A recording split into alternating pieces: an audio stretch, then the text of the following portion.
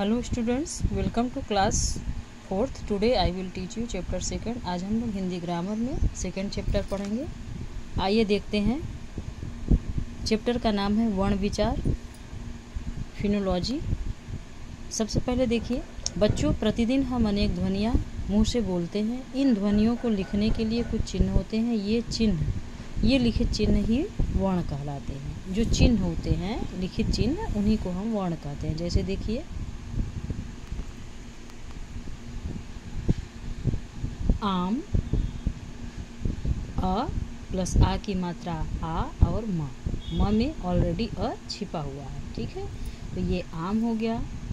फिर फूल, ठीक है। इसको कैसे लिखेंगे? फ लिखेंगे, फिर बड़ी ऊ की मात्रा लिखेंगे और फिर ल रहेगा। इसमें ऑलरेडी अ है, तो ये टोटल जब हो जाएगा तो क्या हो जाएगा? फूल, ठीक। इसी प्रकार से किताब, छोटी ई की मात्रा इसमें है, फिर यही मात्रा इधर चली जाएगी, ठीक है।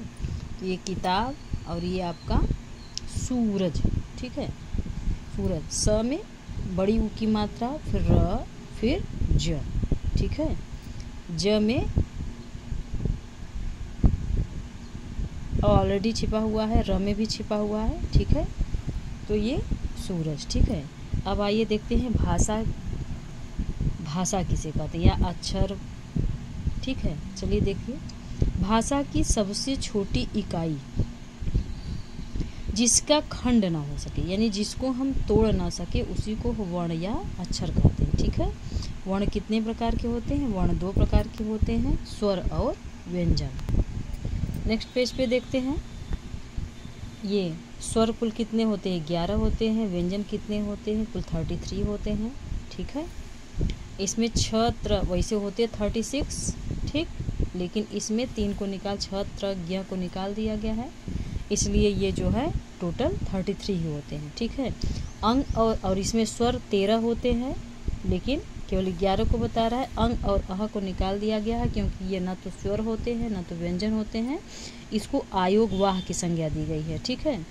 अंग में देखिए, इसको अनुनासिक कहते हैं, और जिसमें चंद्र बिंदु होती है, ठीक है, चंद्र बिंदु। अह में क्या होता है? ये विसर्ग होता है, ठीक है, जैसे प्रातः, अतः। और अनुनासिक में क्या है? जैसे चांद, हंसी, ठीक है। अनुस्वार और अनुनासिक। इसके बाद देखिए ड ढ का प्रयोग, जैसे देखिए कैसे होता है। भाषा में इनका व्यापक प्रयोग होता है। ड ढ वर्णों के नीचे बिंदु लगाकर अंग और ढ की ध्वनियाँ बनाते हैं। इन्हें भी व्यंजन के रूप में कहा जाता है, जैसे पेड़, गुड़, सड़क, ठीक है। इसी प्रकार से ये ढ में जैसे देखिए पढ़ाई, चढ़ाई, इस प्रकार से। आगत ध्वनि क्या होता है, इसको भी ध्यान से देख लीजिए।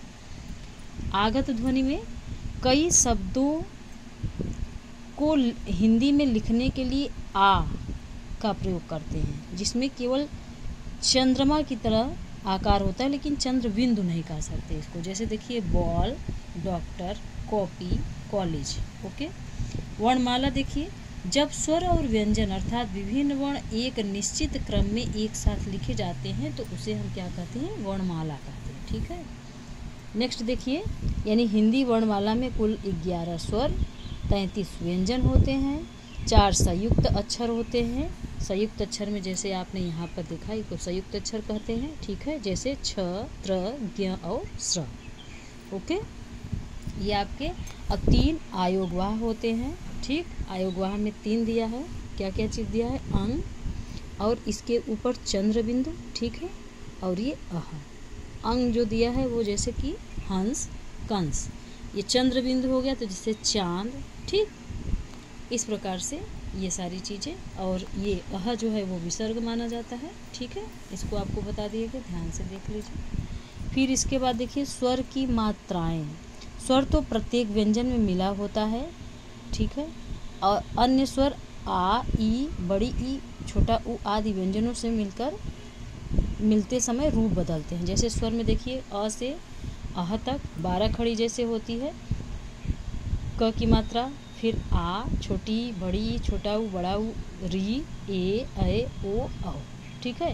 अंग और अह को किस में रखा गया है, आयोगवाह में। इसके बाद र का देखिए, र के 3 रूप दिखाई देते हैं। जैसे एक होता है पूर्व कोई, र से पूर्व कोई वर्ण स्वर रहित होता है, र से पूर्व, जैसे क्रम, ठीक। अब ट और ड में देखिए र का ये वर्ण नीचे की ओर होता है, जैसे ट और ड में, जैसे देखिए ट्रक, राष्ट्र। इसी प्रकार से जब र स्वर रहित होता है, यानी इसमें स्वर नहीं होता है, तो ये ऊपर की ओर, वर्ण के ऊपर लगता है, जैसे देखिए कर्म, धर्म।